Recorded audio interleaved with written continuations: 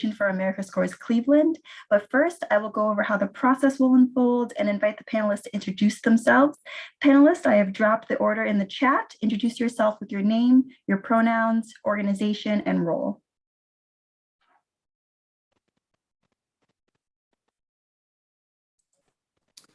I am Christopher Schramm. My pronouns are he, him. I am the Director of Development for the Kalamazoo Symphony Orchestra in Kalamazoo, Michigan. Hi, everyone. I'm Kavitha Mahoney. My pronouns are she, her, and I am the manager of the Garfield Park Arts Center, part of Indy Parks and Rec in the city of Indianapolis. Morning, everyone. My name is Nikki Kirk. My pronouns are she, her. I work in equity and leadership development, and I'm based right now in Ohio. Good morning, everybody. My name is Adam Desjardins. My pronouns are he, him, his, and I am the Resource Services Coordinator for Culture Source, which is a regional arts service organization based in Southeast Michigan, serving Detroit and Ann Arbor and the 7 counties of Southeast Michigan. Great, thank you so much.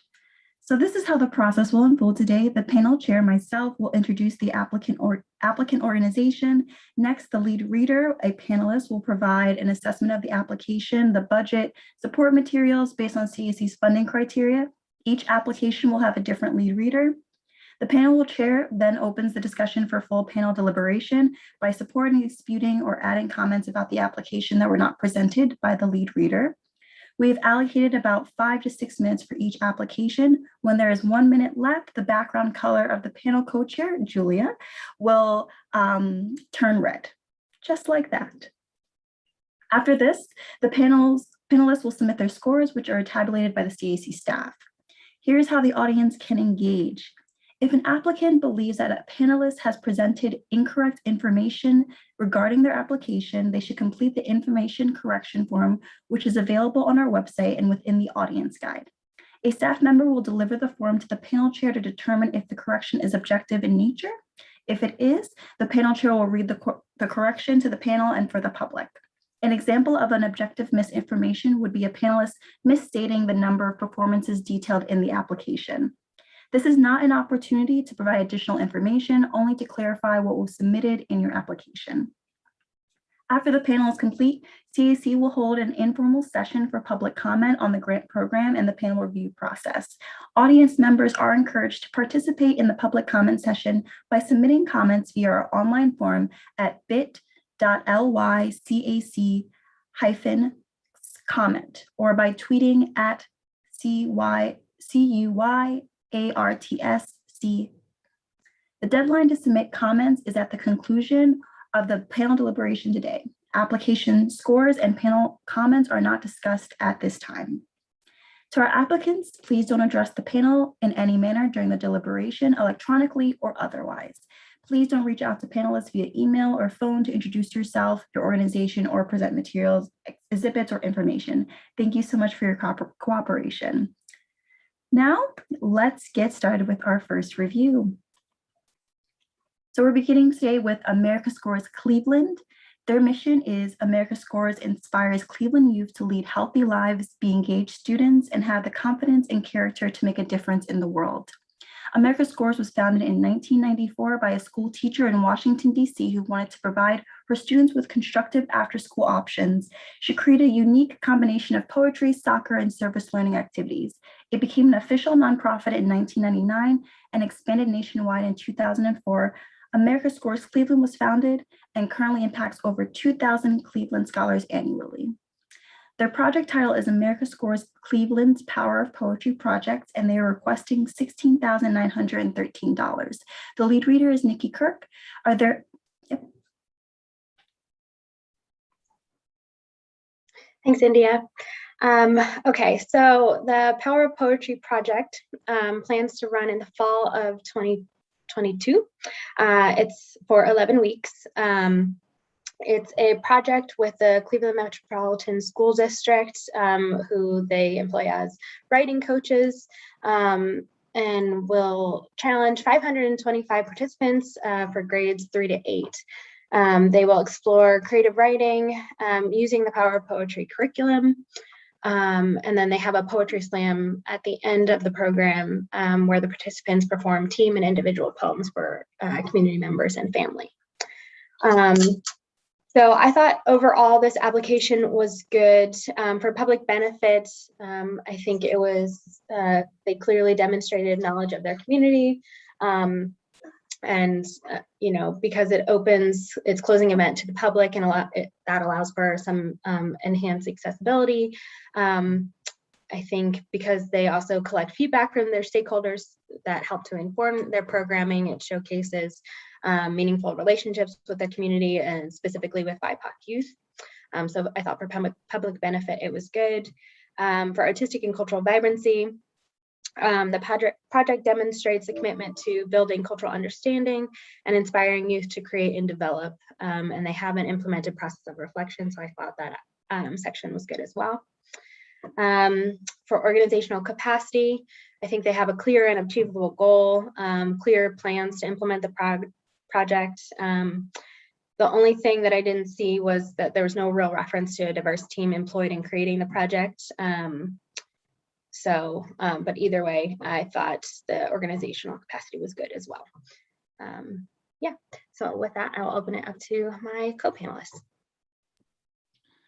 Yeah, I agree with a lot of what Nikki had said. I think, you know, I rated this application as good as well and across the board, and thought I was wondering a little bit more about how the youth are involved in their collaboration processes and what that means, particularly under the public benefit side of things. I think, you know, it was really great to see that they have so many partnerships and also made a great use of data in the application to, you know, showcase their impact, but just a little bit more of the processes surrounding that kind of more qualitative information about how youth are involved in their work would have been really great to see.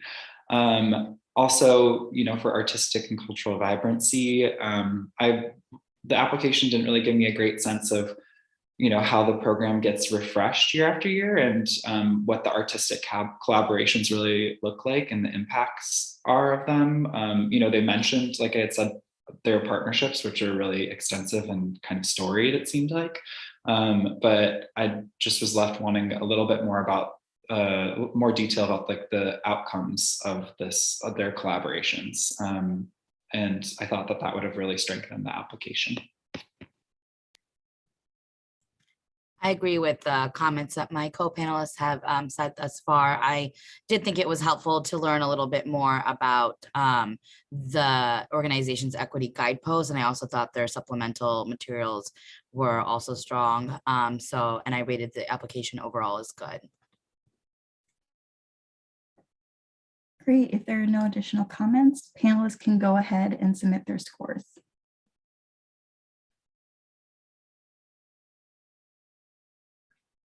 The next application up for review is American Hungarian Friends of Scouting.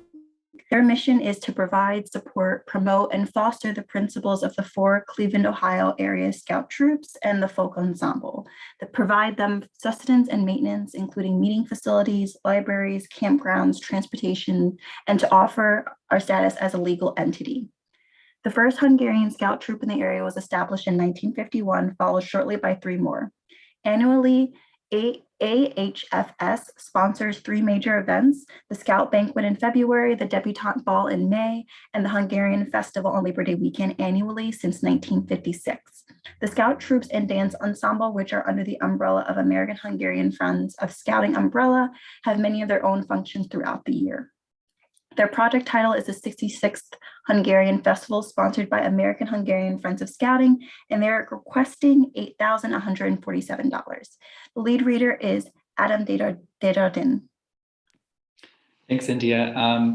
So this project, you know, is, like India said, the 66th annual Hungarian Festival, which includes 2 live bands, traditional food, professional dancers, and historical and cultural exhibits as well, also arts and craft. Clearly lots of plenty of things for the festival. Across the board, I thought this application was good. I thought, they gave good detail into the effort and dedication it takes to produce the festival, which I think really contributed to both the public benefit and organizational capacity. Under public benefit, I would have appreciated more information about how they're responsive to their community and how they seek to better understand their audience and cultivate new relationships. They talked a bit about, or discussed a bit of their way of, kind of cultivating their audience or having a strong audience base, but I just wondered, what does it mean to really invite more and more people to this festival, and how are they doing that?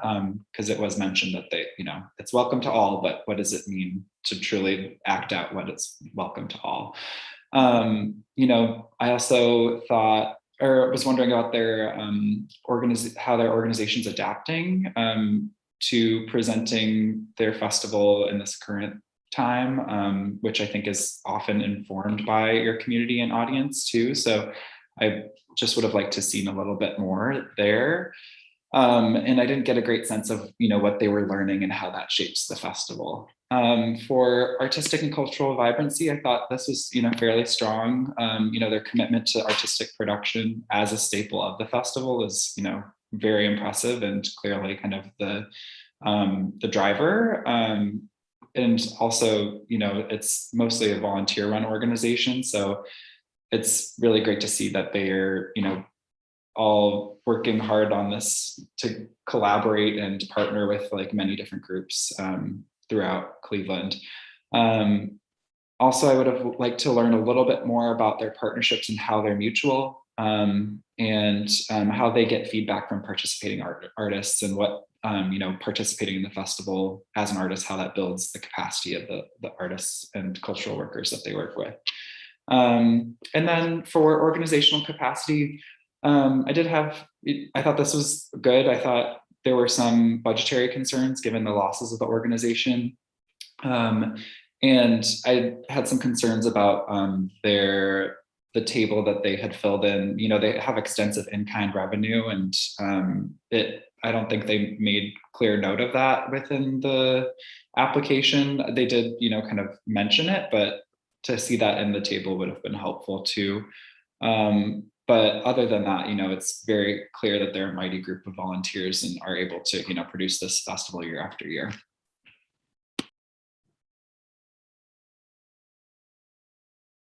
Great. Are there any new or different comments from Kavita or Chris? I did note in terms of public benefit, I did rate this a little bit on the weaker side. I wanted a lot more information on what they're actually doing to reach out to audiences of color and educating themselves kind of on some of those other cultures. I know that they referred to another soccer team that might be of a different cultural background, and I wanted kind of more information about that, and was hoping for a little bit more inclusive language there. And then in terms of organizational capacity, I did think that their project goal was a little broad. I think that I would have liked to see something that was a little bit more specific and measurable. So those are just some additional comments to add. I agree wholeheartedly with my colleagues on everything they have said. There were many of the same comments I wrote down. I would specifically encourage the organization to use the explanatory narratives in the data arts report, especially to explain why they budgeted a deficit in the project for 2022 that is the exact same budget deficit budget that they are working with in 2021. And everything else would just sort of be a repeat of what my colleagues have already said. Great. If there's no additional comments, panels can go ahead and submit their scores.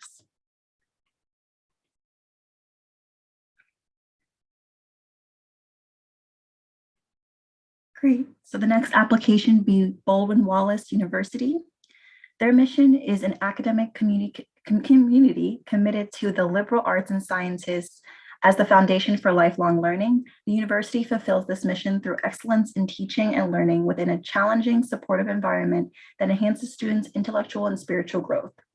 BW's Community Arts School mission is to enrich lives by providing experiences that promote lifelong engagement with the arts.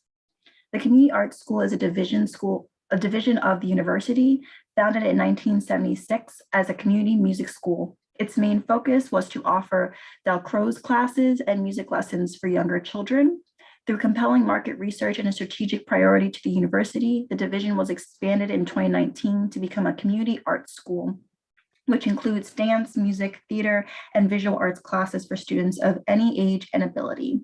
Their project title is Baldwin Wallace University's Summer Arts Programs, and they're requesting $20,000. The lead reader is Kavita Mahoney, and there are any new, yes. Thank you, India. So the Baldwin Wallace Conservatory of Music has been doing summer music programming for 85 years. Through their community art school, the conservatory has a really long-standing history of bringing school age and adult learners to their campus for focused art study through workshops, camps, and training institutes. This includes also public concerts and presentations, all of which are free and open to the public and offered throughout the summer by both the students and the faculty of the summer arts program. So in terms of public benefit, I rated this application as strong.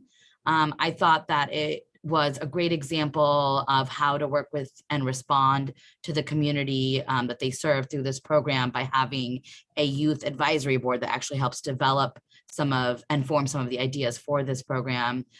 They gave a great background on how they create dialogue around diverse composers of musical genres. But I would like a little bit more background on how they plan to engage BIPOC residents and faculty and making the program itself accessible to youth of color.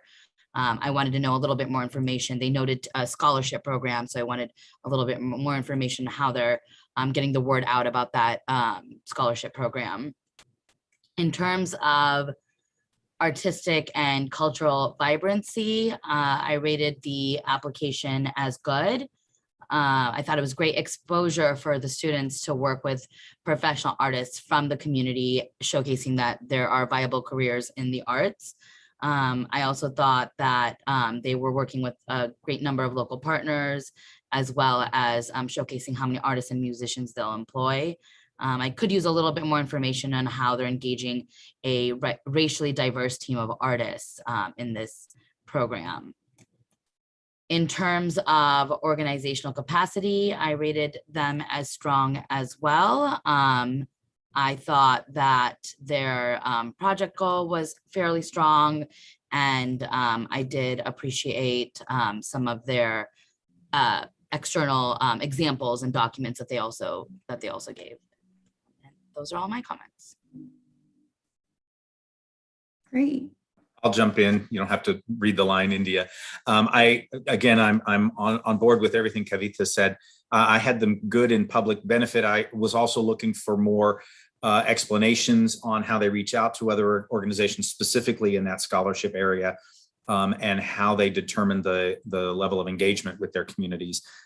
In cultural vibrancy, I had them good, although I was looking, in addition to more detail about the diversity of faculty and visiting artists, I also wanted some more detail about the diversity and the number of underrepresented composers that are in the repertoire that is used throughout the summer project.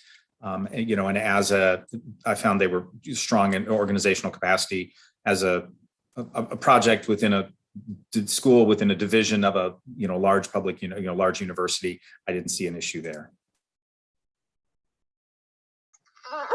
Yeah, I rated this project as good all around. The only thing I'll add that differs from my co-panelists is I had some confusion in terms of organizational capacity.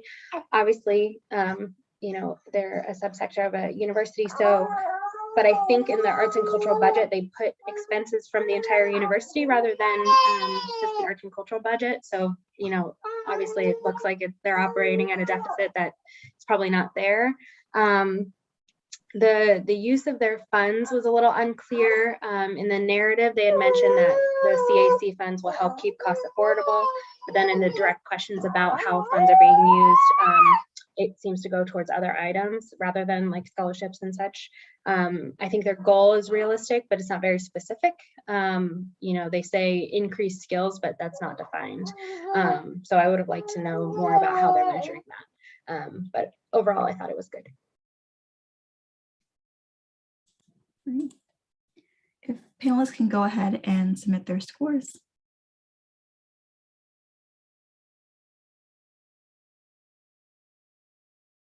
So the next application will be Berea Arts Fest.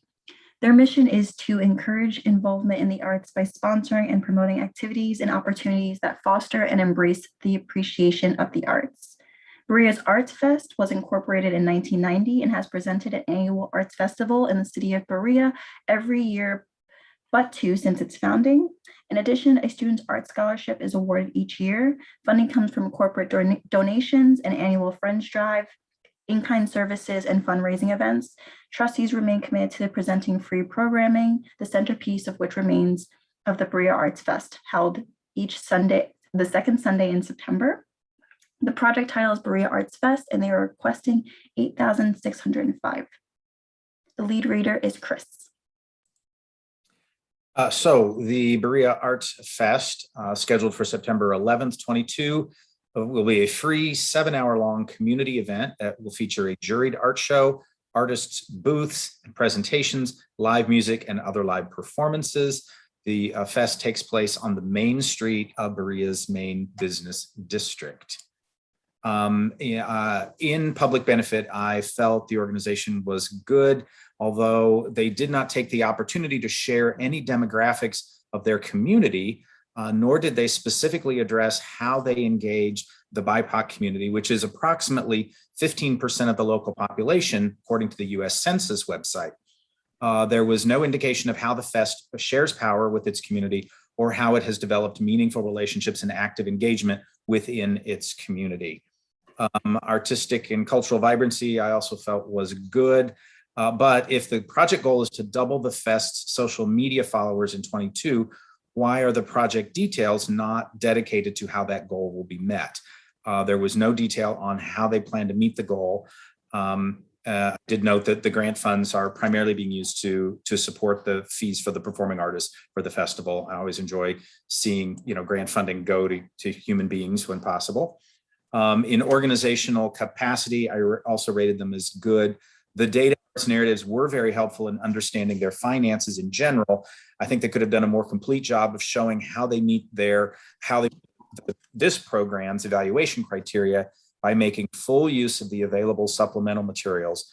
They submitted 2 of the 3 allowed and only 1 of the 3 URL links that you have the opportunity to submit. And that's everything for me. Yeah, I agree with a lot of what Christopher said. So I think generally the application was good. However, in public benefit, I did rate it as weak for a lot of the reasons that Christopher mentioned.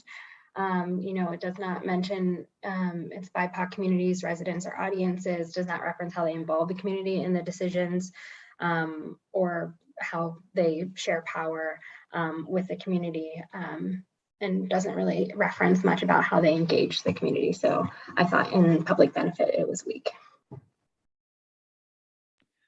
I agree with a lot of what my colleagues have said. I also just want to note under artistic and cultural vibrancy that also I rated the application pretty as good across the board.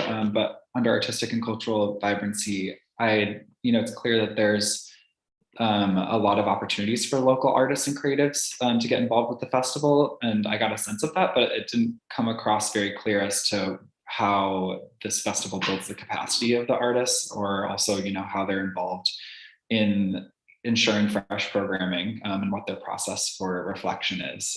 They mentioned a theme every year, but my question to them was, how does their community/audience inform their programmatic choices and goals too?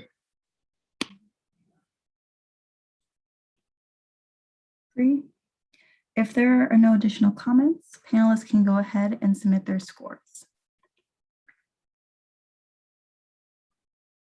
The next organization up for review is Brite Cleveland. Their mission is Bright Winter is a holistic festival merging Cleveland's vibrant music and arts culture. Bright Winter marries bonfires, art, music, and more to build community in public spaces while helping embrace Cleveland's cold winter months. Bright Winter highlights the best of Cleveland's alternative cultural scene, providing artists and musicians a large platform to share their works and guests with an accessible, affordable opportunity to explore the local art scene. Bright Winter was formed in 2010 with the mission of changing the way community sees and experiences Cleveland winter. Bright Winter assembles 300 and more musicians and visual artists into an energetic festival, merging Cleveland's vibrant arts with their thriving music scene.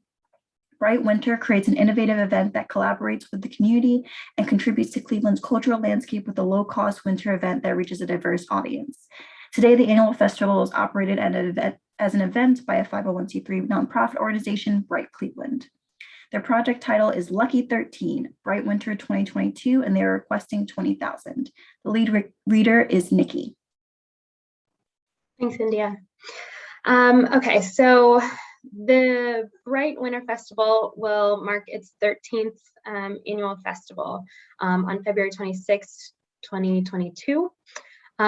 This coming year, the theme that they've chosen is Lucky 13, which is talking about how fortunate we feel to have been around and contributing to Cleveland's cultural scene for 13 years.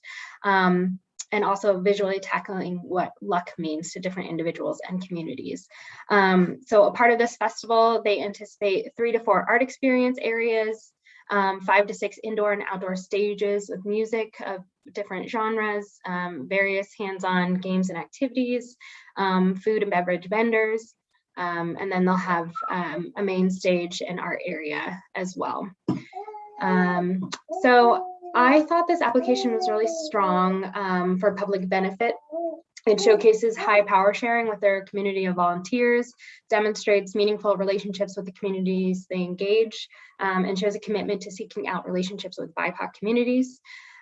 So for public benefit, I rated it as strong. Similarly, with artistic and cultural vibrancy, I rated this as strong. The applicant showcases they engage a racially diverse team to review submissions toward their project. They are directly engaged with and supportive of their community. And then in terms of organizational capacity, I rated this as good. There's a clear and achievable goal. They have a clear plan for their matching funds, and including a plan for if the funding is not granted. So I think they overall had really clear plans for the entire program in terms of the pre-planning and the execution of the program. So yeah, I'll turn it over to my co-counsel. Council's fine. I thought this application was good across the board. I wanted, under public benefit, it's just great to see the mission of this festival, and also when and how they're doing this work in the winter, and getting the public involved is obviously a challenge in the winter time. So just commend them for that work. But I think I wanted more detail as to how they define their community they serve, and what they learn from their community in their processes of working with said community too. I did get that in the supplemental materials, which I thought were really, really strong and really brought the application to life, but it just would have been great to see some of that information included right off the bat in their application too. I thought that would have really rounded it out. For artistic and cultural vibrancy, I thought this was good. And again, I just wanted more detail about how they collaborate with artists in their work. I didn't get a great sense of the inner workings of the collaboration that makes the festival happen, even though I know and could kind of assume that that was there too. And they have a strong organizational capacity too. I think my co-panelists, co-counsel covered all of my comments. Actually, I do think overall the application was strong, and I agree with Adam in wanting to know a little bit more of how they collaborate and co-create with their community. And I wanted a little more information on how they, take evaluations from previous years to inform their programming each year. I think that's all I had.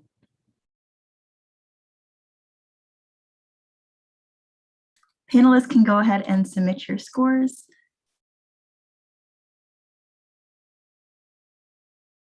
The next organization we will be reviewing is Broadview Heights Spotlights. Their mission is the Broadview Heights Spotlights is a community consisting of volunteers in collaboration with professional theater artists dedicated to defying the cliche connotations of community theater by offering high quality, unique experiences to the greater Northeastern Ohio region. They transcend the temporary nature of the typical theater experience. The Broadview Heights Spotlight was founded in 1998. The main stage series comprises comedies, musicals, and dramas, and they offer a cabaret series and a theater for young audience series as well. Partnering with the city of Broadview Heights, the Spotlights constructed an additional 3,200 square foot black box performance space in 2019. While live programming was suspended due to COVID-19 pandemic, the theater produced 4 virtual performances to continue to engage with its patrons and volunteers. Their project title is the 2022 Season Productions Enhancement, and they're requesting $13,416. The lead reader is Adam. So the Broadview Heights Spotlights, their project is the Season Productions Enhancement, as India just said. And this is, their expansion, their plan to expansion and reinvigorate their season of diversified theatrical productions. This is going to include enhanced production elements, including immersive theatrical environments and live music for their 7-show season. The Spotlights programming has grown immensely in the past decade, and they hope to captivate and retain their audience base through providing high quality theater. I thought this application was good. I thought under public benefit, I rated them as good and thought, the application was quite focused on the legacy and history of the organization, which was definitely helpful context for the work and impressive, but I think it lacked more current information to give me a better sense of how they do their work by, for, and of the public. For this reason, I felt they did an okay job of detailing the project and its public benefit, but didn't really exceed in providing pertinent information about how they work with their community and how they bring audiences back to their in-person work. They clearly value their audience and have mentioned, ways in which they want to reintroduce or reinvigorate or captivate their audience, but not really like how they're going to get there or their plans for it, which is kind of its own challenge right now too, as lots of theaters are, coming back into in-person. So just more process details would have been really better and helpful to better understanding how they inspire and challenge their community. For artistic and cultural vibrancy, I thought this section was good. Again, they focused on previous year's work and less on how they plan to do the work in 2022, which just giving an honest, transparent, detail to what that work is and where they're at in that process would have just, I think, really strengthened this application. For example, they mentioned ticket sales and audience demographics, but didn't really provide details into their processes for surveying audiences or marketing plans. So it just felt a little bit vague and not, completely detailed about their processes for how they're working with artists or partnerships, and really how knowing their community is involved in their artistic programming and collaborations. And then for organizational capacity, I thought this was good. The volunteer core and their ability to get the work done is impressive. And I was, surprised to see they don't have as many fundraising dollars, despite their solid volunteer core too. Just that was one thing I noted in the CDP. But I just didn't feel like throughout the application I got a great sense of the goals or even just the volunteer retention or organizational evolution too, which I think speaks to the criteria about processes for reflection and also building staff capacity of the folks they work with. I'll jump in. Adam, you're dating yourself with the CDP reference, as we those of us who've been around since that was invented.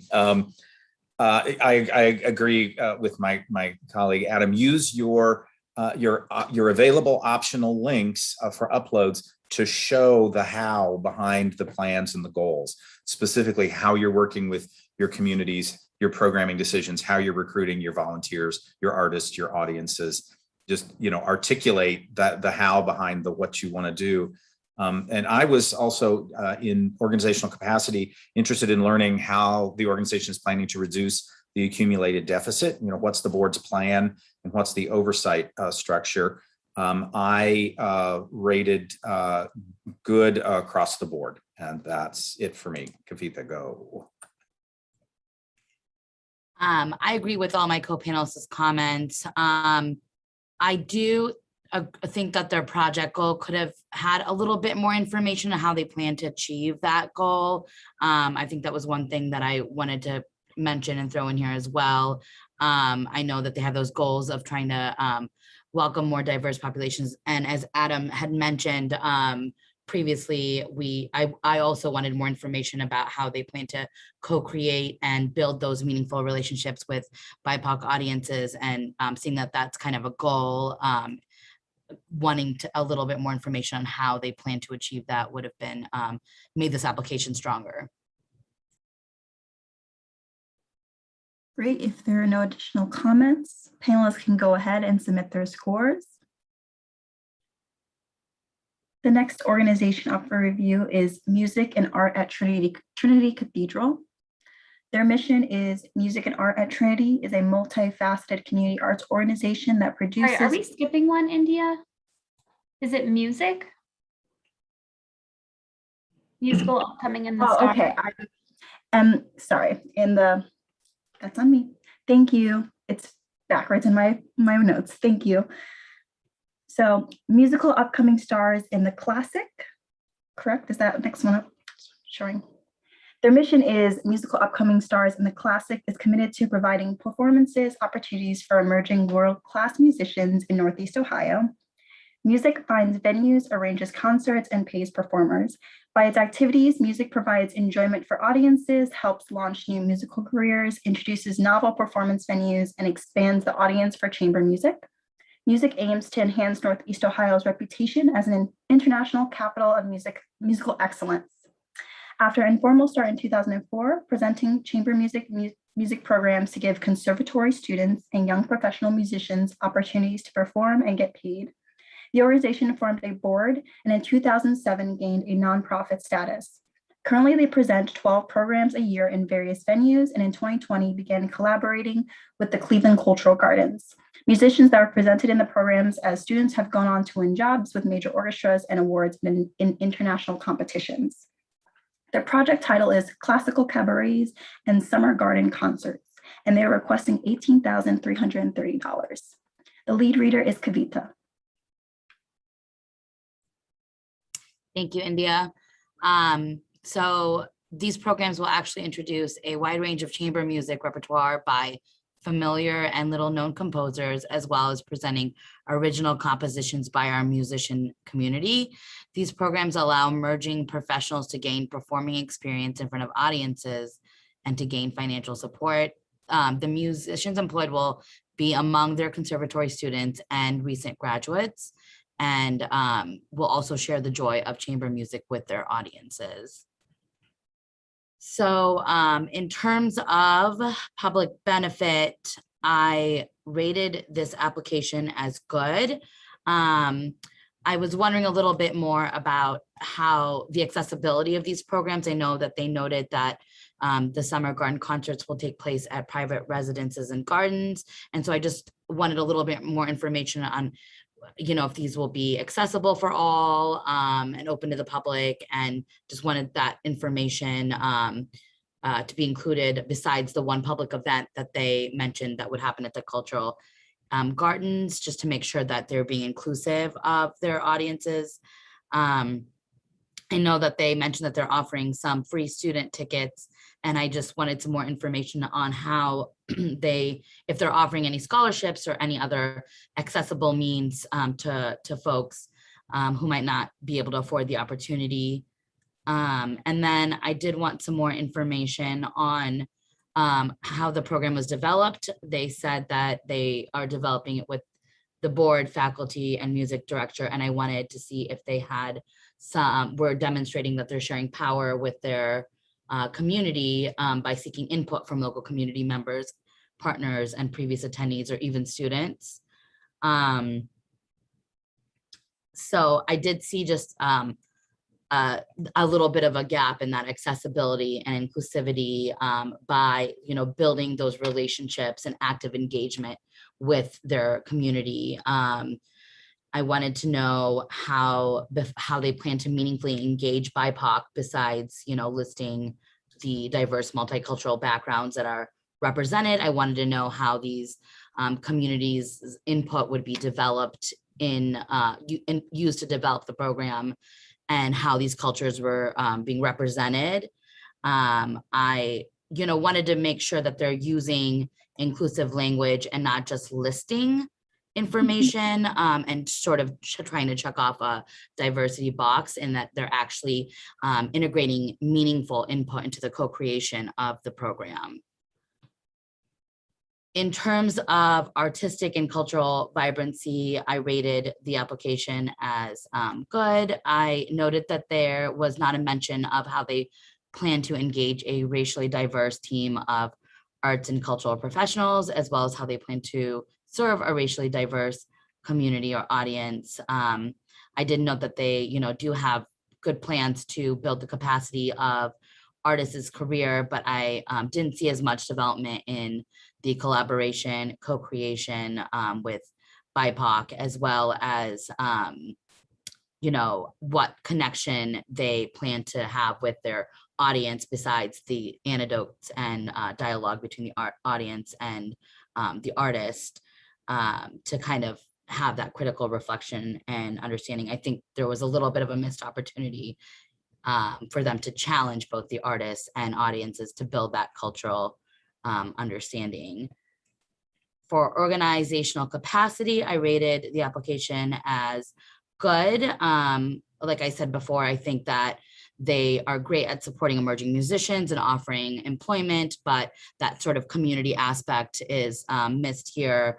And there seems to be a little bit of a disconnect between their collaboration with the Cleveland Cultural Gardens. I know they list that there are diverse cultural groups involved in the gardens, and I just wanted more information on who those community members are and how they are involved in the planning, and to make sure that they're also co-creating with the cultural gardens and not just using their built-in methods to reach audiences of color, and that there are some shared goals and values there. And I know that they anticipate donations, grants, and sponsorships from other groups. And I just wanted to know if those groups are actually committed yet, or if they're anticipating they're going to get that that money, or if they're just piggybacking off what they've received in the past. That was a little unclear in the application. So I think that's all I had. Nikki, are you in a place where you want to go, or do you want me to go real quick? Okay, I'll jump. Kavitha, right on with everything. Be very, very careful when you do a list. Specifically, the narrative for to be under the project narrative.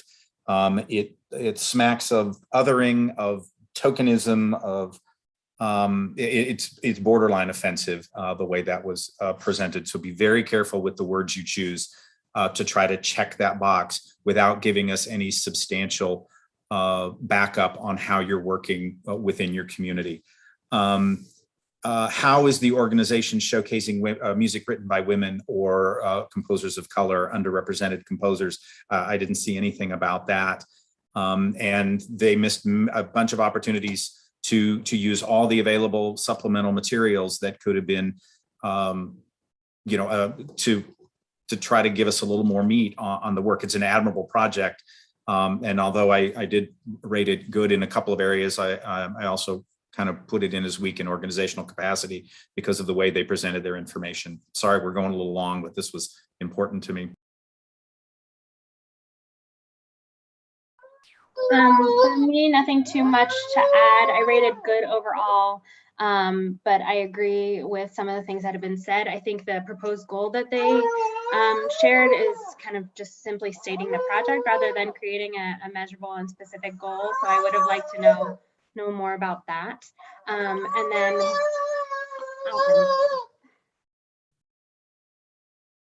All right, if there are no additional comments, please feel free to submit your scores.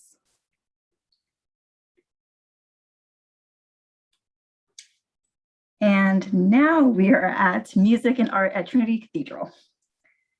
Their mission is Music and Art at Trinity is a multifaceted community arts organization that produces free noontime brown bag and seasonal evening concerts, collaborative art programs, and a variety of other arts-oriented programs. The Brown Bag Concert Series was established in 1978 in the centuries-old Anglican tradition of providing quality music and art free of charge for urban dwellers, students, and workers in the acoustical and architectural splendor of a cathedral. The Brown Bag Concert Series was an immediate success in 1978 and was attended by individuals and institutions from downtown and beyond. Todd Wilson became artistic director in 2011, and the concerts expanded to include classical, jazz, dance, folk, big band, and Latin offerings, as well as performers from the Cleveland area's world-class music conservatories. During the pandemic of 2020, the series shifted to live stream concerts in order to continue their mission to provide free concerts for all. Their project title is 2022 Brown Bag Concert Series, and they are requesting $14,124. The lead reader is Chris.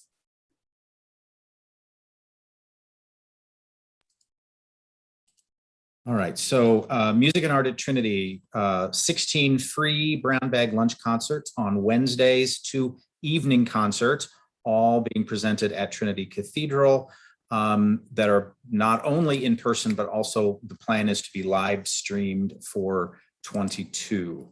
And in taking a look at public benefit, which I rated as good, the program is certainly open and accessible to the public, but I wanted to see more specifically demonstrated sharing of power or meaningful relationships with outside organizations and performing artists. They could have taken an opportunity to submit materials to give us a full view of the diversity of recent concerts and what is planned for the 21-22 season, specifically that which would be presented during the granting period. I found some photos on the website for upcoming concerts that do show some diversity in the performing arts, but those only go through the end of 21, which is not part of the grant period. I didn't see anything that would give me a sense of what's going on in 22.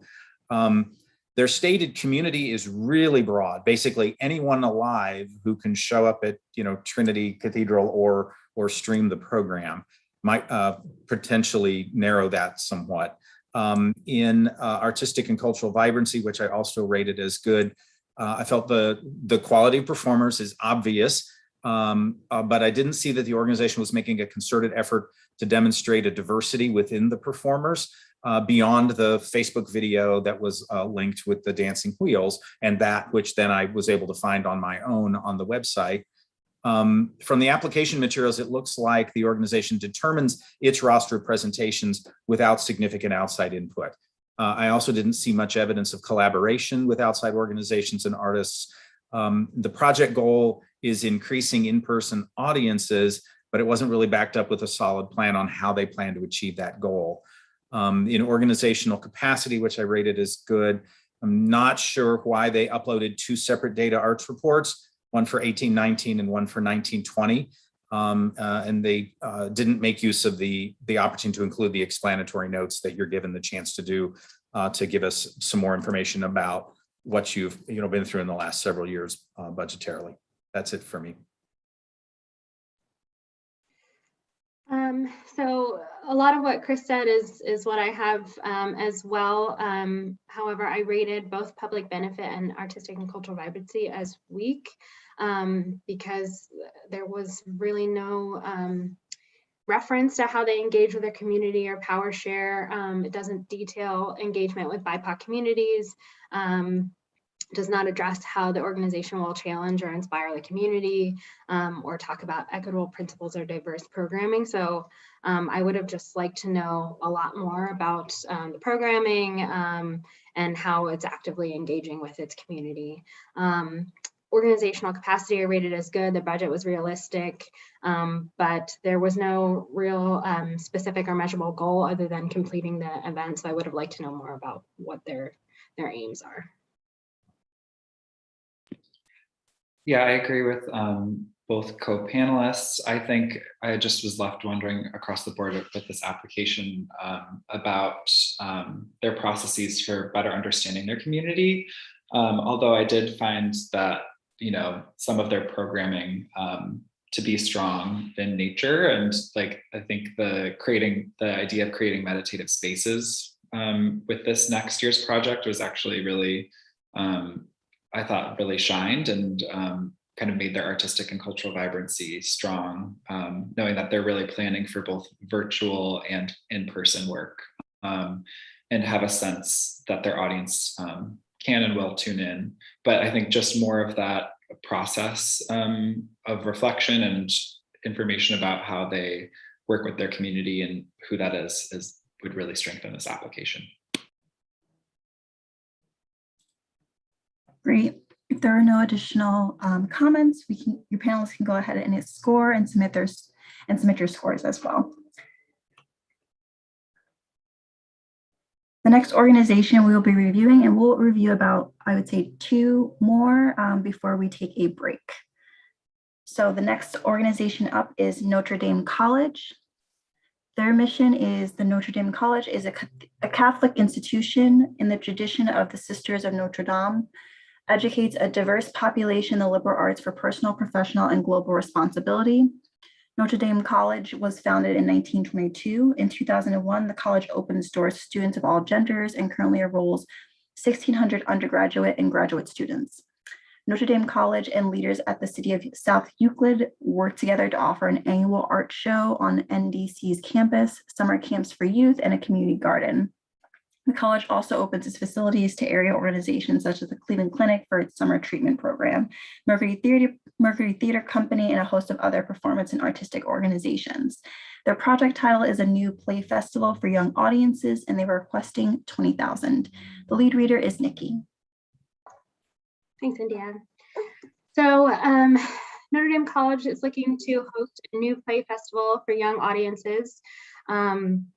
The audience numbers up to 1,100 people within either their in-person or live stream performance, which is on Zoom. The festival is produced by Notre Dame College's performing arts faculty in collaboration with the Mercury Theater Company.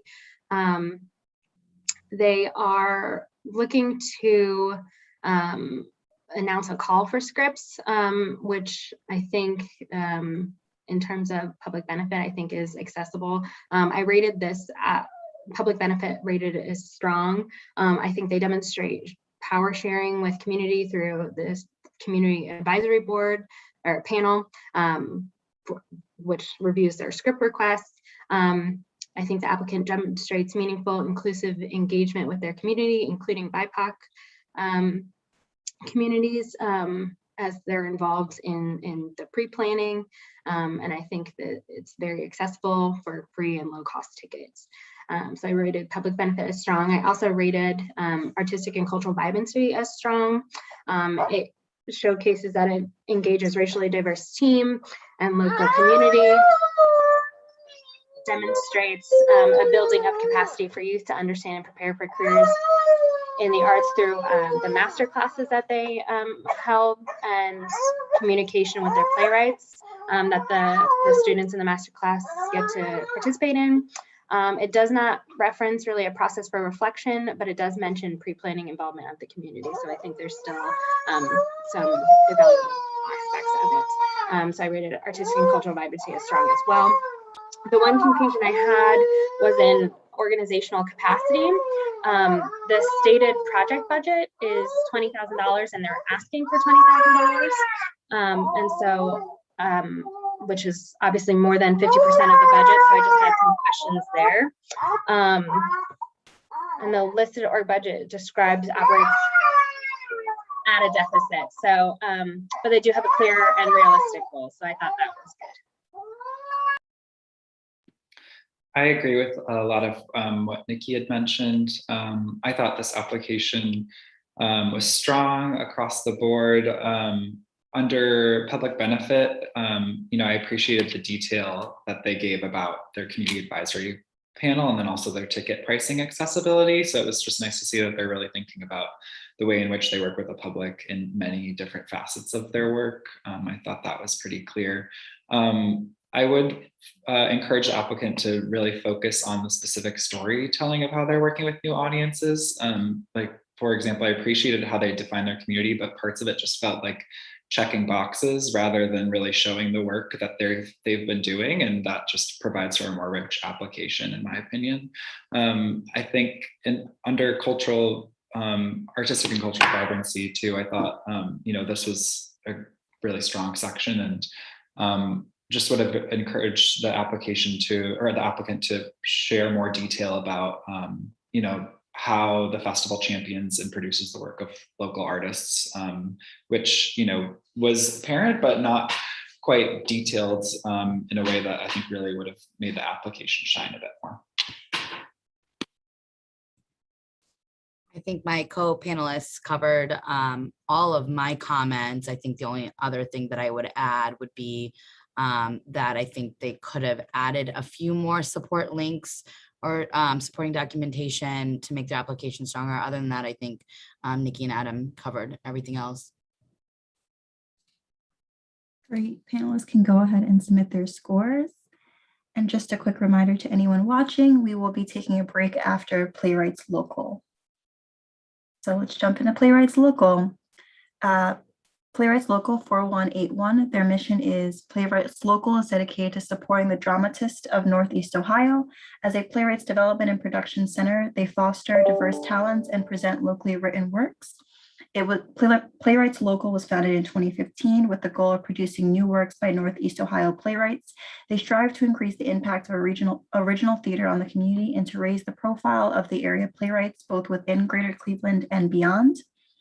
Their project title is Northeast Ohio Voices and Lives 2022 Local Works, and they are requesting $12,613. The lead reader is Adam. Thanks, India. So they are requesting support for new stage plays that are linked under the common theme of NEO Voices and Lives. All the works in this series are written by authors from Northeast Ohio and all explore the challenges of contemporary life in Greater Cleveland.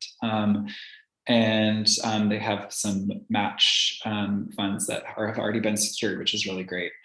I thought this application was really strong. Under public benefit, I felt like the responses were honest, informative, and really helped me understand the work of the organization and who they work with and how they are doing their work of, by, and for their community of Cleveland playwrights. It's clear that they're doing this work thoughtfully and have many different approaches and methods to working with the public, and highlighting artistic and programmatic content that's relevant and responsive to where they're located and who they do work with. So I just really felt like they met a lot of the criteria and exceeded. I also really appreciated the way they talk about public accessibility of their productions and additional programming that runs in tandem with their productions too. It really felt like that's less additional, but more of just like a huge value to their work too, which really just enhances their work into the ways in which they're connecting with their audiences and community and the public at large. Under artistic and cultural vibrancy, I thought this was strong. Again, I thought they really excelled on meeting the criteria here. Their dedication to playwrights, and they mentioned being of, by, and for local playwrights, which I just thought really strengthened their application. And it wasn't just mentioned, but it also really they showed how they're of, by, and for their local playwrights. I thought that really made this application shine because it really does show how they're building the capacity for artists and opportunities for artists locally.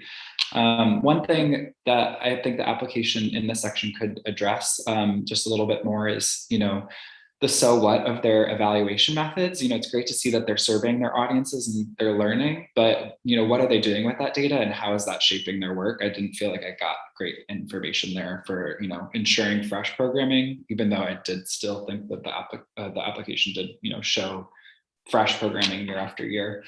And then for organizational capacity, I thought this was a strong section, especially as they've already, like I had mentioned, met their match requirements and have secure funding. I thought they're apt to produce innovative new programmatic work and clearly champion new ideas for fresh work. And I also just really admired the way that they laid out their goals for both the short term and the long term. I thought that was a really interesting approach to the goal section. And they all felt tangible and within reach for the organization too.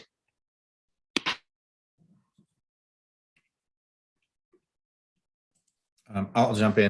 I agree with Adam. I felt this was a strong application across the board in all three categories. One thing that I think could even strengthen it further in the future is something that details their outreach to playwrights from the BIPOC community, LGBTQ plus communities, and how they do their outreach to non-traditional audiences, details about their youth and student programs. And I was very heartened to see the spread of their contributed revenues across a range of all their categories: board, individuals, corporations, foundations, government institutions. It makes, I feel very positive about their success. I think Chris and Adam both gave a good thorough review. I also agree with their comments and would second that I think the application could be stronger if they added a little bit more information on how they are building and strengthening relationships and working with BIPOC arts and culture professionals and what that sort of outreach looks like. But other than that, I think this application was strong overall. Great. You can submit your scores now.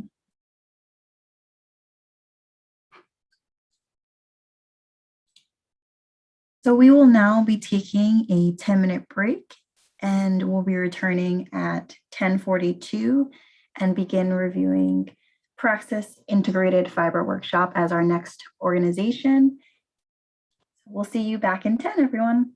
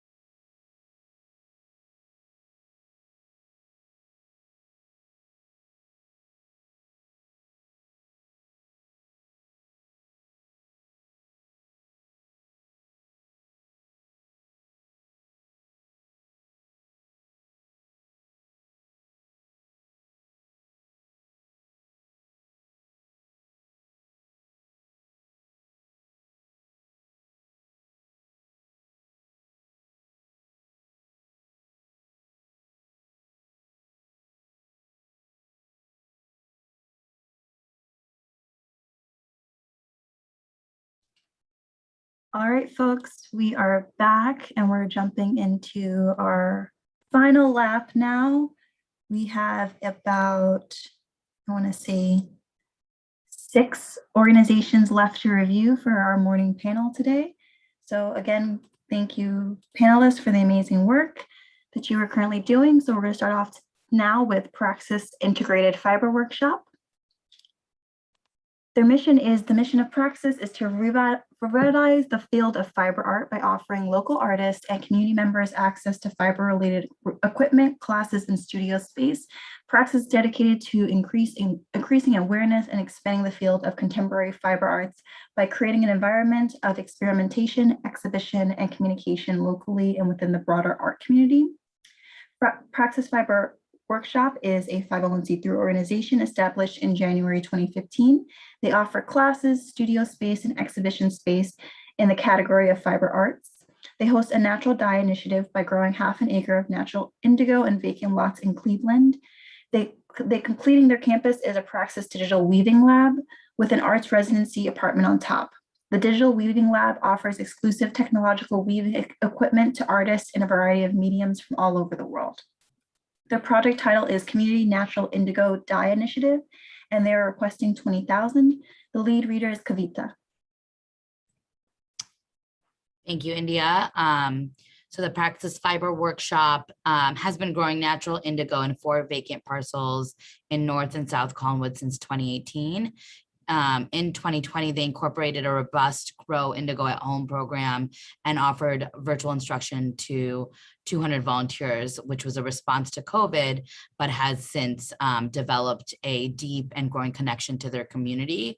So this year, they will continue that and add a greenhouse and teaching garden on their campus at Praxis. So visitors can see on site what indigo is, learn how it's processed and used.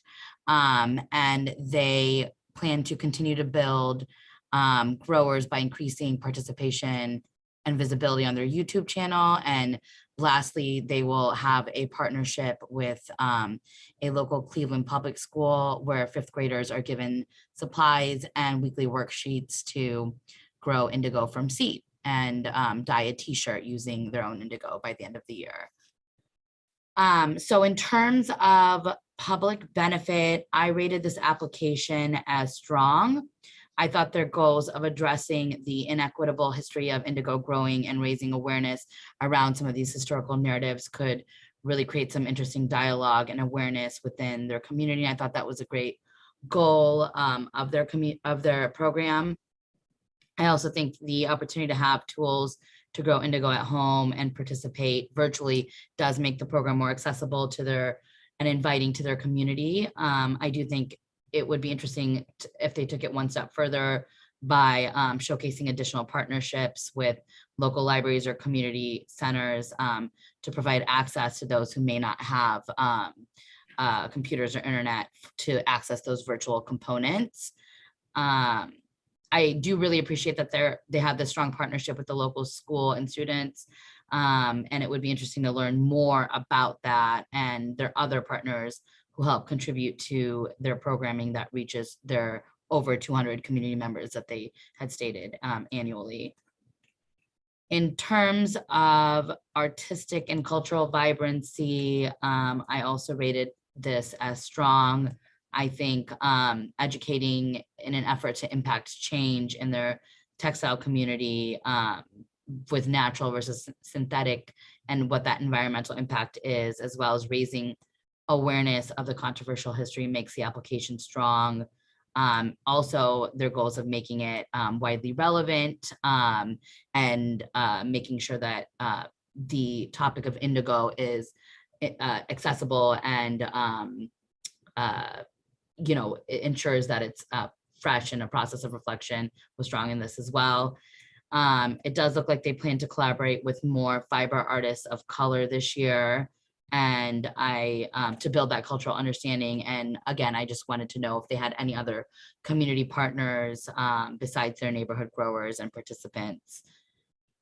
In terms of organizational capacity, I rated it as good. My one big concern too was I wasn't quite sure where, if the neighbors and community members are growing indigo with for the organization, and the organization is turning around and selling it. I wasn't sure where those funds went, and I wanted to make sure that they were careful to explain that, considering the controversial history, and making sure it didn't, turn into exploiting free labor, essentially. So being very clear and transparent about the process, how it benefits the community members and neighbors involved, I think would have made that a little bit stronger. I think those are my main comments. Turn it over to my co-panelists.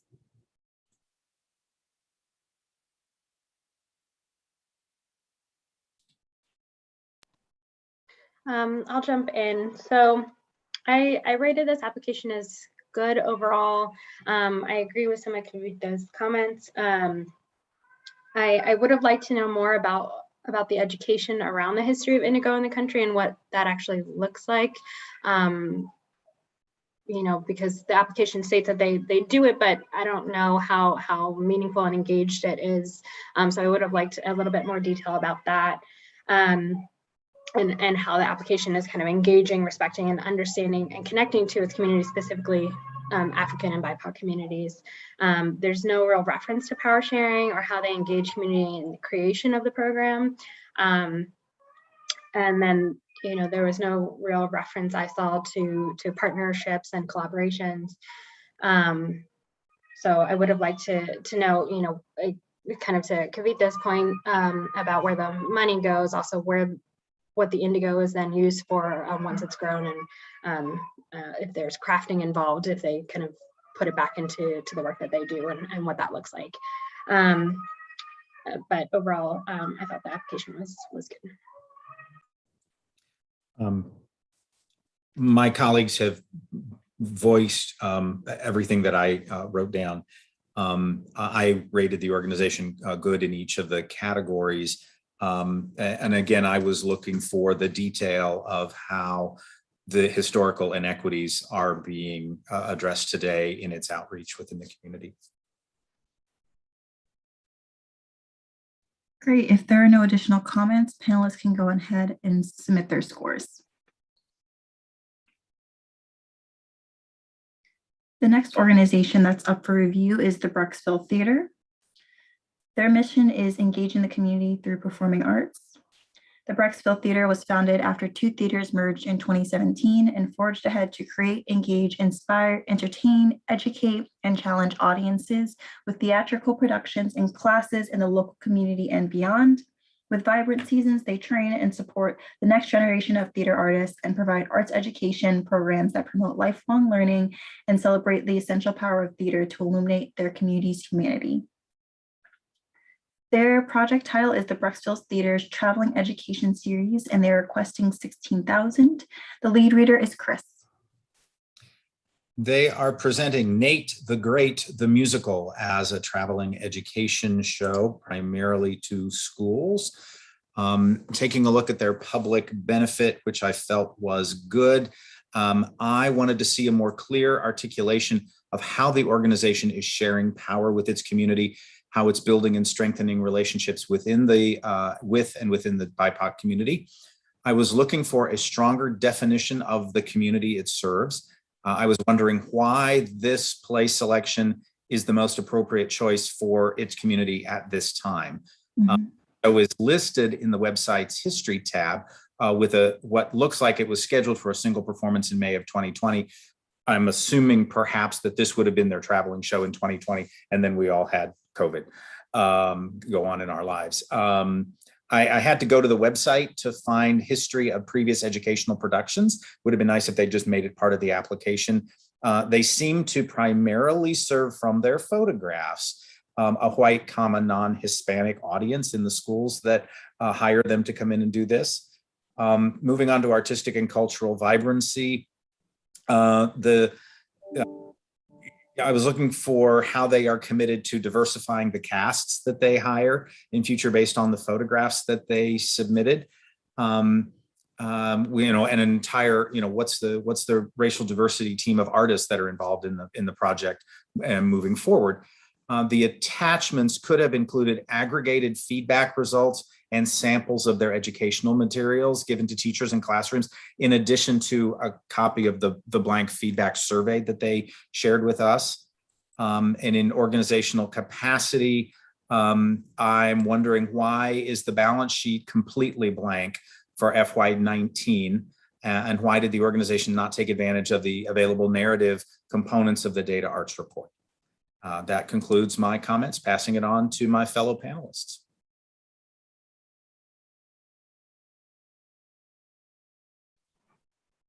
Sure, I can jump in here.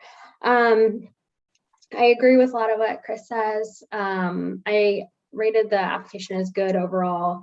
I would have liked to know more about how the show is adapted based on its audience, because they talk a little bit about that it is, but without detail on how what that looks like.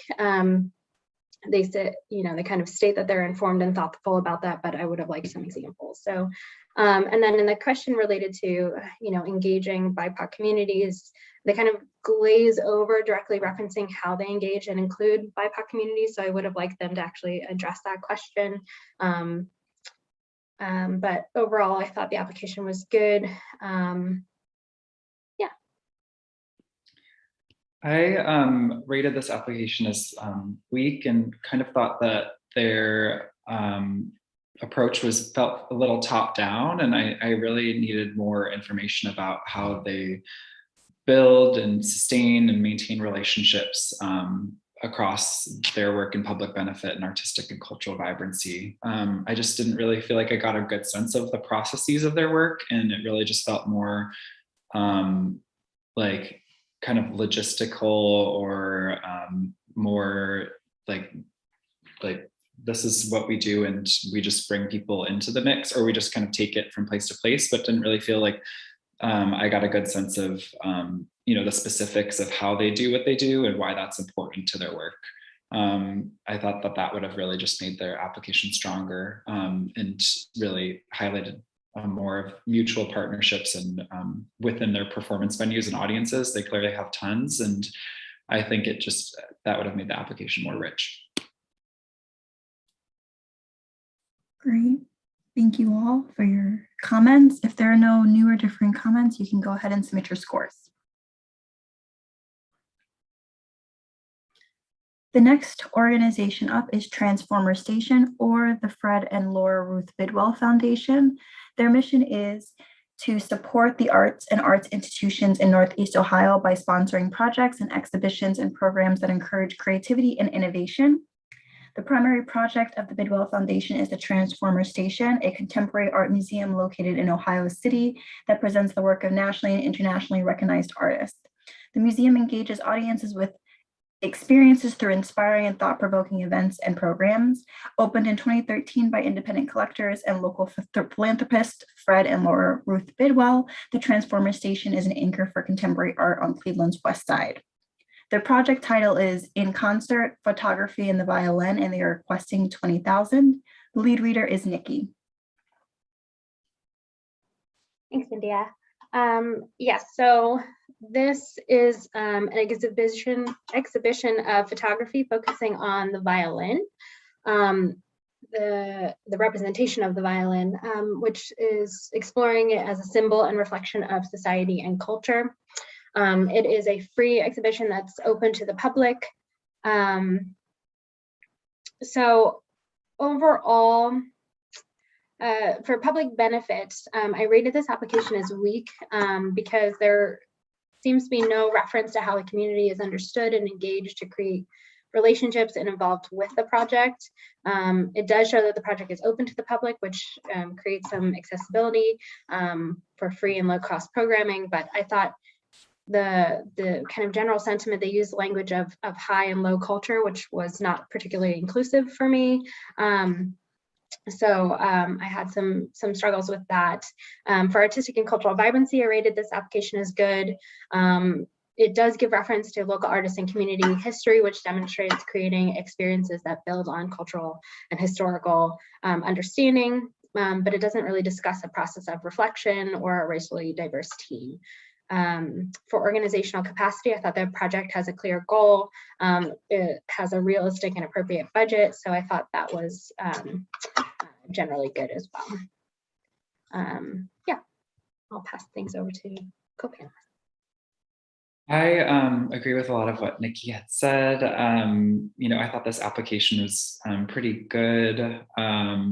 That I think, their additional programming helps to better contextualize the exhibition and really, bring it into or reach new audiences and different communities and open it up to the public a little bit more, which was nice to see. I didn't get a great sense of how they define their community, and I think the application lacked specificity about who this is and who they typically work with or who they want to include in their work, and I just would have loved insight into that process. For artistic and cultural vibrancy, there, kind of like Nikki had mentioned, there was a real focus on the curator and high level project administrators. And I just would have appreciated way more detail about the artists and community members and programmatic partners that are involved in this work to make it successful. I didn't really get a great sense of that either. But I did think they had a strong organizational capacity too. I agree with Nikki and Adam. I think that there was a little bit of disconnect in that power sharing and how they're understanding and respecting and working with their community. I didn't really get a total sense of, like what Adam said, how they define their community. And I do agree that some of the language wasn't as inclusive. I would like to see, what equitable principles they were using to engage a racially diverse team of arts and cultural professionals. I think that could have made their application stronger as well. So really emphasizing what my co-panelists have already mentioned.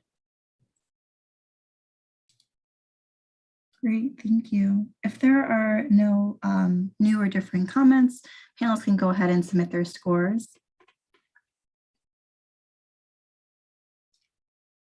The next organization we will be reviewing is University Hospital's Cleveland Medical Center. Their mission is the mission of UH is to heal, to teach, to discover. A group of civic leaders believed that the poor residents of Cleveland needed access to medical care. Taking action, they formed the Cleveland City Hospital in May 1866. Its mission was simple: to provide care and medical treatment to the sick and disabled. The growth of UH continued slow and steadily over the next century, evolving from a single academic medical center into a healthcare system, now encompassing 40 health centers and 18 hospitals throughout Northeast Ohio. The project title is Arts for Wellness 2022, and they are requesting $20,000. The lead reader is Adam. So this is for their Arts for Wellness program, which is a series of directed artist expression experiences offered for university hospitals. They've been doing this work for close to a decade and have offered free workshops to individuals across the county in various venues, such as public libraries, community hospitals. And then this past year in 2020, last year, because it's 2021, they began offering virtual workshops as well. Each session is led by an artist or art therapist and enables participants to share their experiences and manage stress, address isolation, or learn a new art form. I thought this application was pretty strong across the board for a public benefit. They gave clear, direct responses that gave me a really good glimpse into this project and the inner workings of it. I thought the application was particularly strong in detailing how they've imagined new ways for producing this program, given the COVID restraints on hospitals. And I just thought that was really great to see the ways in which they're thinking about their community proactively, and also working with their audience and community to better understand how to, get these arts experiences and share these arts experiences to patients and folks that are participating, particularly, mailing supplies to patients and participants, and, trying to involve patients and participants in the site selection of where they do their work at public libraries. And so it really showed sharing power and collaboration, which I just thought was strong. For artistic and cultural vibrancy, I thought this was strong as well. I would have loved to know more about the artists involved in the program and what they learned from them. This project can't really happen without those artists, and I felt like that was a little bit lacking. Yeah, I just thought that that was my only feedback there for making the application stronger. Otherwise, thought it was great to see that they're doing a diverse amount of programming. And then for organizational capacity, I've rated this as strong as well. They have great goals that are very clear, a great budget and team to make this work happen, and clear demonstration of how they've evolved the programs, which really shows a process for reflection and evaluation and evolving their work. So I was excited about the application and their possibility for growth. I agree with Adam. I think the only area in which I differ a little bit was that I rated artistic and cultural vibrancy as good. I really felt like I needed a lot more information on what equitable principles they were using to engage a racially diverse team of arts and culture professionals. I didn't get a sense of what artists that they're working with. That arts and cultural component was missing for me a little bit. While I thought the application, in other areas was strong, I think in that area, I really just needed a lot more information. I rated this application as good in each of the categories. I don't have anything significant to add beyond what my colleagues have already said. Great, thank you. Panelists can go ahead and submit their scores. We are at our final two applicants for this morning panel today with Waterloo Arts, and then we'll close out with Westside Community House. So beginning with Waterloo Arts, their mission is to enrich the neighborhood culturally and economically by creating a stimulating arts environment through quality exhibits, performances, special events, and educational programming for people of all ages. Since 2002, Waterloo Arts has been a catalyst and anchor of developing its arts community in the Cleveland's North Collinwood neighborhood. They are committed to supporting artists and strengthening the community through programs that foster engagement with the arts, offer access to a broad range of art forms, provide opportunity for artists, and improve both the physical landscape and cultural life of their community. Programs include gallery exhibits, youth classes, artist studios, and community events. Their project title is Waterloo Arts Fest, and they are requesting $20,000. The lead reader is Kavita. Thank you, India. The Waterloo Arts Festival is an annual summer festival that has played a key role in conveying that the Waterloo Arts and Entertainment District is a lively neighborhood, brimming with creative energy and a great mix of people. Each year, Waterloo Arts works with over 300 artists and community groups to provide fresh programming for their festival and engage families in hands-on creativity and to really celebrate the region's cultural assets. So in terms of public benefit, I rated this application as good. The communities that they serve are very clear, as well as how they try to elevate their neighborhood through arts-based initiatives. I also felt that they were, their event being free and accessible and community-driven really was accessible and inviting to the community and to the public, and that they really articulate demonstrated knowledge of their community to drive their program by involving their artists, residents, community organizations, and businesses in their planning. And I think that's really inclusive. I'm wondering a little bit more on how they could have elaborated on what these practices look like, as well as how they're building meaningful relationships with and kind of elevating BIPOC communities and voices. In terms of artistic and cultural vibrancy, I also rated them as good. I think it's clear that they have goals to elevate artists of color and value community-based work, but I am wondering a little bit more on how they are challenging their communities and co-creating and collaborating. I know that they mentioned that they've had work in their gallery that challenges and has addressed the past. And I kind of wanted to know a little bit more about that. I think that really could have made the application even stronger, other than just alluding to that. In terms of organizational capacity, I rated the application as good. I think having a community engagement project as the main focus of the festival is a great goal, but how are they measuring participants who they identify as marginalized? I wasn't really sure how they plan to do that with their goal. I do appreciate that they are including the community's survey comments in their additional materials, and that they're seeking feedback from their community on the festival date to make sure it works for their community, and that it's driven by their community. I was a little confused about what the vendor fees that were listed as part of the income. I didn't know if this was for artists that are selling work or food vendors. And, I think that, offering sliding scales or scholarships, given that, a lot of artists and businesses have still been struggling as a result of the pandemic, that might be a nice way to kind of give back to their community that they support. I think that is all my comments. Turn it over to my co-panelists.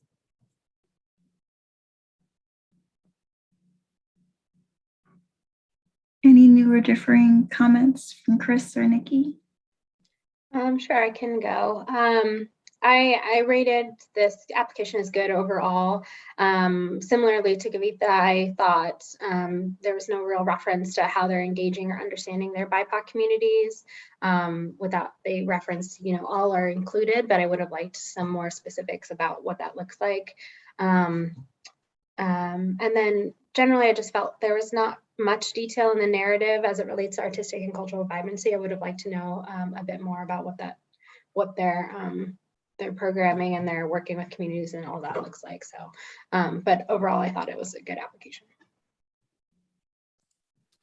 I also rated the application as good in each of the categories. And as I said previously, all of my comments have been shared by my colleagues, so I have nothing additional to add at this point. Great. Panelists can go ahead and submit their scores. And now we will do our final application, which is M.U.S.i. Community House. Their mission is transforming lives in the community. Founded in 1890 by a Methodist deaconess, M.U.S.i. Community House originally served the immigrant population of Cleveland's near West Side. They provide an array of model programs and services to nearly 6,000 children, families, and older adults each year. Services are open to all, but are targeted to those who are most vulnerable and at risk. M.U.S.i. Community House programs strengthen the family, provide opportunities to learn and grow, support independent living, and encourage economic self-sufficiency and renew life spirit. Their project title is Summer of Sisterhood, and they are requesting $20,000. The lead reader is Chris. Their project, Summer of Sisterhood, is a free, immersive 8-week-long summer arts camp for between 30 to 35 young women between the ages of 8 and 18. It includes learning and participating in music, art, dance, songwriting, and poetry. Most participants come from families living in, at, or below the recognized poverty level. The camp culminates in a visual arts gallery and showcase performance. Looking at, I rated this project strong in all 3 categories, starting with public benefit. The program is designed to share power with its participants and the community that it serves, and I feel that that's very well defined. I was interested in knowing how many young women apply to the program each year and how many of those are already participating in existing WCH programs. Is the organization able to include many or most of the young women who express an interest in participating, or is it more selective? In artistic and cultural vibrancy, I was interested in some additional supplemental materials beyond the original songs that have been created in past projects that would give them the opportunity to share more specific program materials, photos, et cetera, to give us a more well-rounded understanding of the components of the program. Have they received any press coverage that they could share? I think we would have gotten an even stronger sense of the program and its cultural vibrancy with more support materials that showed the breadth and the depth of the program, even though I felt it was strong anyway. In organizational capacity, it looks like both the program and its parent organization are on solid financial ground with good leadership. They could have included some of the optional narrative that's available in the data arts report itself to color in the black and white of a report like that. That concludes my thoughts. Yeah, I agree with everything Chris said. I thought this was across the board a strong application, and was very clear in, who they work with, how they do their work, and the value to their community, which, was well defined too. I think one way that the application could have been a little bit stronger is just to give more specificity as to, what the average kind of day looks like in this program. I think, or just, more supplemental material information, like Chris had mentioned, just because that would have really, made the storytelling a bit more rich and really brought the application to life. But other than that, I thought, across the board, very strong. Not too much to add for me. I thought the application was good. The only thing I wish could have been stronger is I wish they would have spoken more about the teaching artists and their connection to the community and the learning that they provide. I think that would have helped bring some more clarity in that artistic and cultural vibrancy area.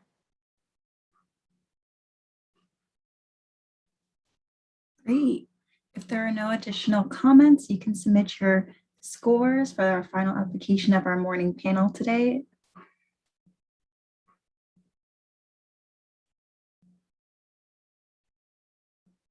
Great. All right. So I would like to thank all of the panelists for your service to Cuyahoga Arts and Culture, and to our applicants of our 2022 project support program. We do not have any info correction forms from any of our groups. So as we conclude and you submit your final scores, we would like an opportunity for you to go around the room to offer general advice to our current and future applicants. So if we can start with, I'm going to go around how I see the screen. Chris.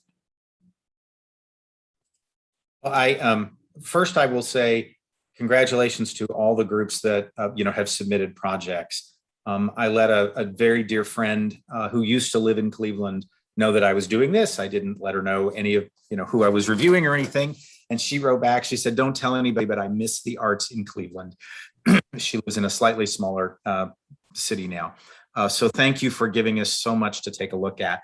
In general, what I would suggest to organizations is always think of telling us how you're going to accomplish your plans, your goals, and your aspirations. That's the first question that's going to come to our minds. This is great. How are you going to be successful in what you want to do? Give us that. Find a way to give us that. Make full use of everything you're allowed to share with us, especially with this governmental institution working very hard to bring panelists in from out of state. We do not have a lot of great knowledge of the workings of the arts organizations in the greater Cuyahoga County area. So make sure that your choices of your supplemental materials are giving us the breadth and the depth of the wonderful work that you're doing. Someone once told me that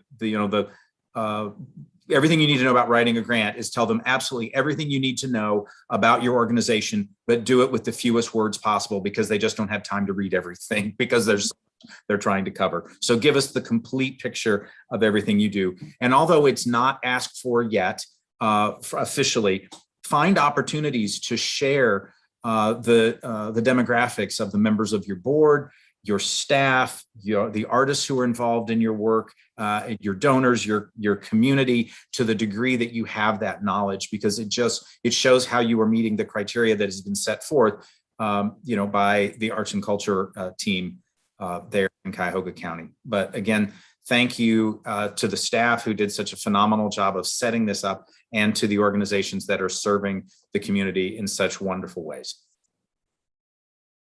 Thank you, Chris. Kavita?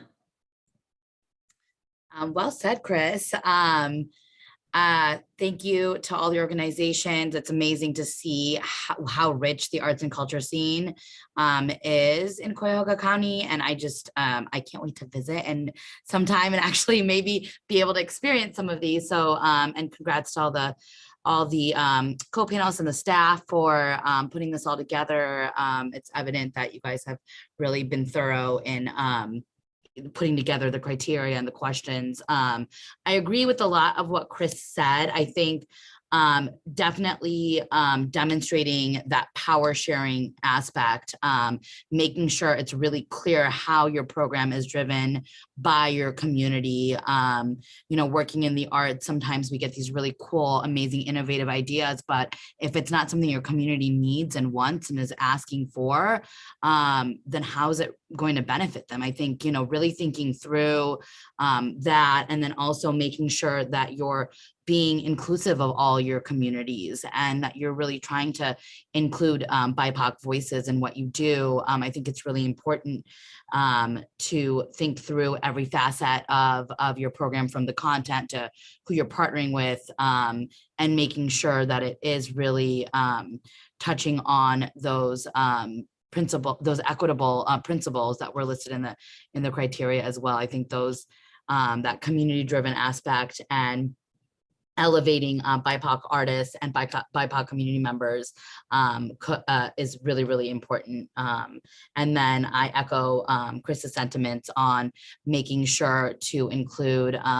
great supplemental materials, lots of information about your organization, the people you serve, the neighborhoods you're in. Like a lot of us are not from that area or not familiar with that area. And if I can get a good snapshot of exactly the community that you serve and the neighborhood you exist in without having to Google it, that's really helpful for all of the panelists. So I think those are all my comments. Great, thank you so much.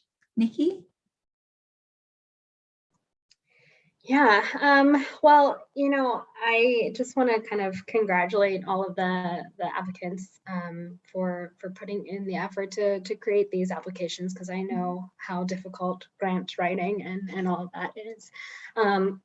What I do appreciate about CAC is the transparency in the application of what exactly you're looking for.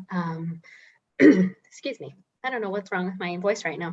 But the transparency in sharing exactly what the criteria is. I know not a lot of foundations and government agencies provide all the details up front. So I think my advice would be, you know, very thorough in exactly what they're asking for, because you know, they use the language and the criteria in there to be able to share with you what's important to the foundation and organizations and all of that. So just be very thorough in addressing those things. But also as it relates to your communities, I think, you know, everyone is very thoughtful and meaningful in how they create their programming. But I think it's also important to be thoughtful and meaningful in how you talk about your programming and how you talk about your communities. So just be, you know, very thoughtful in the language that you use as you reference some of your communities and the work that you do. I think that helps to create equity in the spaces that you work, and shows respect and understanding of your communities as well. Great, thank you, Nikki. Topics to follow. Jumping in, but yeah, no, I would just congratulate all of the applicants again. Like my fellow co-panelists have said, you know, it is a lot of work to put all of this effort into applications and write all of it. And I would also just encourage people to, you know, make note of what was strong and repurpose that for additional applications too. You know, there's a lot of really great work that's been put into these applications, and I think there's a lot of possibility for repurposing that content and really building from that too. Also just, yeah, wanted to give a huge shout out to the CAC staff as well for being just incredibly thorough, detailed, transparent. It's very clear on the back end as a panelist that, y'all are in great hands and have great partners at CAC who really care about supporting your applications and, making sure that you're successful too. So it was just really admirable to kind of see the inner workings of how CAC does this process. I'd also just echo Chris's sentiments too about really elaborating on the how of how you do what you do. That just really, I feel like the devil's in the details there. And even if the how isn't fully fleshed out yet, a transparent kind of answer of like, this is how we're thinking of planning to do this, or this is, how we have done this in the past and how we might do it this time. I think that just really helps give a really honest picture to the application and where the organization is headed within their work as well. And I think additionally too, like Nikki said, talking out the application can sometimes be of help as well. We're folks that are just becoming familiar with all the organizations and great work happening down there in Ohio, and I'm very much eager to go visit, like Kavita said. But I think, being able to share the application verbally or with somebody who might not know the work as clearly as you do is always just a helpful kind of second glance. And last thing I'll say too is just being strategic about supplemental materials. One way I really like to look at applications is whether or not it shines. And I think supplemental materials and links particularly are a great way for people to kind of get the glimmer or shine of your work, especially as they're more visual, they're more interactive, they're full of music, or just really bring the work of your organization to life as if we are just kind of virtually there, and encouraging us to really dig into what's out there on the web about your organization too. So that's just a great way to really make things rich. But yeah, I really commend all the applicants and was honored to participate. Great. Thank you all for that amazing advice and comments about our, to our applicants. I think they'll appreciate your thoughts and also all of the comments you shared during panel as well. Thank you all. And so our panel will continue this afternoon at 1:30 p.m. We're beginning with Brite Cleveland.